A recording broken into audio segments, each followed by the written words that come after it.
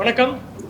நான் doctor Arun Ramanan, clinical lead and senior consultant medical oncology. இன்னைக்கு press மீட்டில் நாம் success story of treatment of mister Karnam Madhusudhanan அவரை பற்றி பார்க்க போகிறோம். சார் ஆந்திராவிலேருந்து வந்திருந்தாங்க. அவங்களுக்கு பிரைமரி சிஎன்எஸ் லிம்ஃபோமா, அதாவது பிரெயினில் லிம்ஃபோமா அப்படிங்கிற கட்டி. அதை டயக்னோஸ் பண்ணியிருந்தப்போ அவங்க வரும்போது அவருக்கு நிறைய ப்ராப்ளம் இருந்தது. தலைவலி இருந்தது, கை கால் அசைக்க முடியாமல் இருந்தது, படுத்த படுக்கையில் வந்தாங்க. அப்போ அதை இங்கே நாம் டயக்னோஸ் பண்ணதுக்கப்புறம் இங்கே ஸ்கேன்ஸ் எடுத்து பார்த்தோம், பயாப்சி எடுத்து பார்த்து அதில் பிரைமரி சிஎன்எஸ் லிம்ஃபோமா அப்படின்னு டயக்னோஸ் பண்ணதுக்கப்புறம் அதுக்கு நார்மலாக ரொம்ப ரொம்ப ப்ரொக்னோசிஸ் பேட். அதுக்கு நிறையா நம்ம க்யூர் பண்ண முடியாது. அப்போ அதுக்கு ஸ்டாண்டர்டாக என்ன கீமோதெரப்பி இருக்கணுமோ அந்த கீமோதெரப்பியை கொடுத்தோம். கீமோதெரப்பி கொடுத்ததுக்கப்புறம் நாங்கள் ஸ்கேன் எடுத்து பார்த்தோம், அவருக்கான இம்ப்ரூவ்மெண்ட் கிடைக்கல. டிசீஸ் ப்ராக்ரஸ் ஆக ஆரம்பிச்சிச்சு, டிசீஸ் அதிகமாக ஆரம்பிச்சிருச்சு. சரிண்ணா, அப்போது நாங்கள் வேர்ல்டில் என்ன இதுக்கு அட்வான்ஸ்மெண்ட் போயிட்டுருக்கு அப்படின்னு சொல்லி இன்டர்நேஷ்னலாக மற்ற டாக்டர்ஸோட டிஸ்கஸ் பண்ணோம். அப்போ டிஸ்கஸ் பண்ணும்போது எதுவுமே இப்போ ப்ரூவனாக எந்த ட்ரீட்மெண்ட்டும் இல்லை, க்யூர் பண்ண முடியாது அப்படிங்கிற பதில் தான் கிடச்சிது.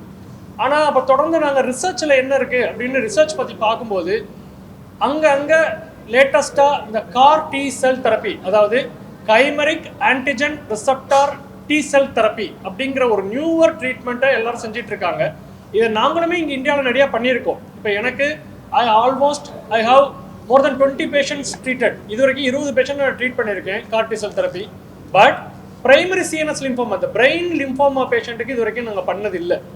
இந்தியாவிலையுமே ரொம்ப எக்ஸ்பீரியன்ஸ் இல்லை, வேர்ல்டுலேயுமே ரொம்ப லிட்ரேச்சர் இல்லை. அப்போ நாங்கள் அதை பற்றி டிஸ்கஸ் பண்ணோம். டிஸ்கஸ் பண்ணும்போது அங்கே இருக்கிற மற்ற கண்ட்ரியில் இருக்கிற டாக்டர்ஸ் என்ன சொன்னாங்கன்னா, இது ஒரு ரிசர்ச் தான், நீங்கள் ட்ரை பண்ணி பாருங்கள், பேஷண்ட்டுக்கு எக்ஸ்பிளைன் பண்ணுங்கள், பேஷண்ட் வில்லிங்னா இதை ஒரு ரிசர்ச்சாக பண்ணி பார்க்கலாம் அப்படின்னு சொன்னாங்க. ஸோ அதன் விளைவாக பேஷண்ட்டோட அட்டெண்டர்கிட்டக்க அவர் சன்னுக்கிட்டக்க நாங்கள் இதை டிஸ்கஸ் பண்ணோம். டிஸ்கஸ் பண்ணப்போ அவங்க சைட்லேருந்து இதுக்கு என்ன ட்ரீட்மெண்ட், இதோட பக்க விளைவுகள் என்ன, இதில் ரிஸ்க் என்னென்ன இருக்குது எல்லாத்தையும் சொன்னோம். ரிஸ்க்குன்னா எப்படின்னா, இது பிரெயினில் அந்த லிம்ஃபோமா இருக்கும்போது இந்த டி செல் தெரப்பி, இந்த கார் டி செல் தெரப்பினா என்னென்னா, நம்ம பேஷண்ட்டுக்கிட்டேருந்து அவங்களோட பிளட்டை எடுத்து அதில் இருக்கிற டி செல்ஸ் தான் கேன்சரை கொல்லும். ஸோ அந்த டி செல்ஸை வெளியில் எடுத்து லேபில் கொடுத்து அதை இன்னும் என்ரிச் பண்ணி அதை இன்னும் ரொம்ப பவர்ஃபுல் வெப்பனாக மாற்றி அந்த லிம்ஃபோமாவுக்கு எதிராகவே திருப்பி விட்டு திரும்ப அதை கொண்டு பேஷண்ட்டுக்கு டிரான்ஸ்ஃபியூஸ் பண்ணுவோம்.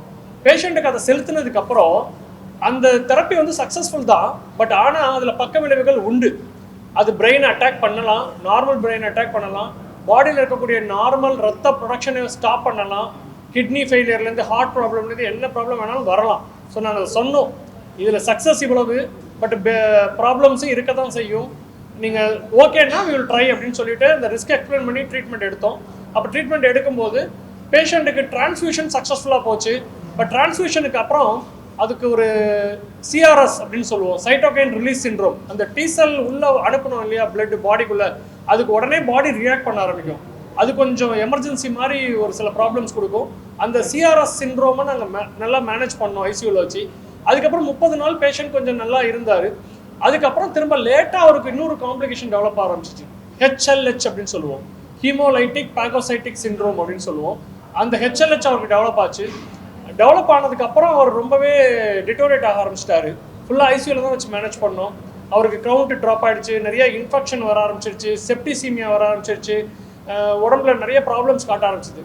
பட் அதெல்லாம் ஆனால் எஃபெக்டிவாக மேனேஜ் பண்ணி இன்றைக்கி அவருக்கு ட்ரீட்மெண்ட்லேருந்து இன்றைக்கி டே 90, 3 மாதம் அவர் தாண்டிட்டார். ஸோ 3 மாதம் இதில் இடையில நாங்கள் ஒரு ஸ்கேன், இப்போ 3 மாதம் கழித்து அவருக்கு ஸ்கேன் பண்ணோம். ஸ்கேன் பண்ணி பார்த்தப்போ மிகப்பெரிய ஆச்சரியம், அவருக்கு தலையில் இருக்கக்கூடிய அந்த பிரெயின் சிஎன்எஸ் லிம்ஃபோமா அது சுத்தமாக கரைஞ்சி போச்சு. ஸோ அவர் க்யூர் ஆகிட்டார். ஸோ இப்போ இனிமேல் அவரை நாங்கள் ஃபாலோஅப்பில் வச்சுருப்போம். அவருக்கு தேவையான ரீஹாபிலிட்டேஷன், அவர் உடம்பு இம்ப்ரூவ் ஆகிறதுக்கு. ஏன்னா அவர் இவ்வளோ நாள் கை கால் யூஸ் பண்ண முடியாமல் கஷ்டப்பட்டார், நியூரோபதி வீக்னஸ் இருந்தது, அந்த பிரெயினில் அந்த லிம்ஃபோமா இருந்ததுனால டேமேஜ் ஆகிருந்தது நர்வ்ஸ் எல்லாம். இப்போ அந்த நர்வ்ஸ் இம்ப்ரூவ் ஆக ஆரம்பிச்சிருக்கு. ஃபிசியோதெரப்பி கொடுத்துட்ருக்கோம், ஹி இஸ் இம்ப்ரூவிங் ஸ்லோலி. முன்னாடி படுத்த படுக்கையில் இருந்தார், இன்றைக்கி எங்களோட உட்காந்து பேசிகிட்டு இருக்காரு. இன்றைக்கி அவர் நடப்பார். இன்றைக்கி உங்களெல்லாம் பார்த்த எமோஷனில் அவரால் கொஞ்சம் தடுமாற்றத்தில் இருக்கிறாரு. But otherwise he will walk, he is able to eat, he is able to speak, பேச முடியுது, அவரால் சாப்பிட முடியுது, நம்ம பேசுகிறதெல்லாம் அவரால் கவனிக்க முடியுது. அவர் எழுந்து நடப்பார், கால் கையெல்லாம் நல்லா அசைக்க முடியுது. ஸோ இன்றைக்கி அந்த சக்ஸஸ்க்கு காரணம் இந்த ட்ரீட்மெண்ட்டில் இருக்கக்கூடிய சேலஞ்சஸ் மீறி அவர் ரிசர்ச்சில் இம்ப்ரூவ் ஆனது தான். இப்போ இது வந்து ஒரு நல்ல முன்மாதிரியான ஒரு result. So here after primary CNS lymphoma வந்ததுன்னா எங்களுக்கு இந்த கார்டி செல் தெரப்பியை யூஸ் பண்ணுறதுக்கு ஒரு நல்ல இது ஒரு முன்கூட்டியான அனுபவம். இதை யூஸ் பண்ணி இந்த அனுபவங்களை யூஸ் பண்ணி மற்ற பேஷண்ட்ஸையும் எங்களால் இன்னும் எஃபெக்டிவாக ட்ரீட் பண்ண முடியும். இது இந்தியாவிலே கிடைக்கிற கார்டி செல் தெரப்பி, வேர்ல்டில் நிறைய இடத்துல கிடைக்குது. இது இந்தியாவிலே ப்ரொடியூஸ் பண்ணக்கூடிய ஒரு கார்டி செல் தெரப்பி. இது கைமெரிக் அப்படிங்கிறதுல ஒரு அர்த்தம் இருக்குது. கைமெரிக் அப்படின்னா கைமெரா அப்படிங்கிற ஒரு லாட்டின் நேம்லேருந்து வந்தது. இது கைமெரானா அது பல மிருகங்கள்டேருந்து அதோட ஒவ்வொரு பார்ட் சேர்ந்துருக்கும். சிங்கத்தோட தலை, பாம்போடைய உடம்பு, இப்படி பல பார்ட் சேர்ந்தது தான் அந்த கைமெராங்கிறது. ஸோ இதோட அர்த்தம் என்னென்னா, நாங்கள் இங்கே ஒரு ட்ரீட்மெண்ட்டால் எங்களால் இங்கே இவருக்கு சக்ஸஸ் கொடுக்க முடியல, அதாவது கீமோதெரப்பி அவருக்கு ட்ரீட்மெண்ட் சக்ஸஸ் கொடுக்கல. ஸோ நாங்கள் ரேடியேஷன் டிபார்ட்மெண்ட்டில் ஹெல்ப் கேட்டு ரேடியேஷன் கொடுத்தோம், அது கொஞ்சம் பெனிஃபிட் கொடுத்தது.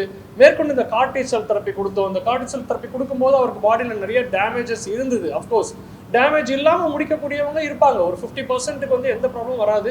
பட் ஒரு 50% ஆஃப் பீப்புளுக்கு கொஞ்சம் சைடு எஃபெக்ட்ஸ் வரலாம். இது எக்ஸ்பெக்ட் பண்ணுறது தான்.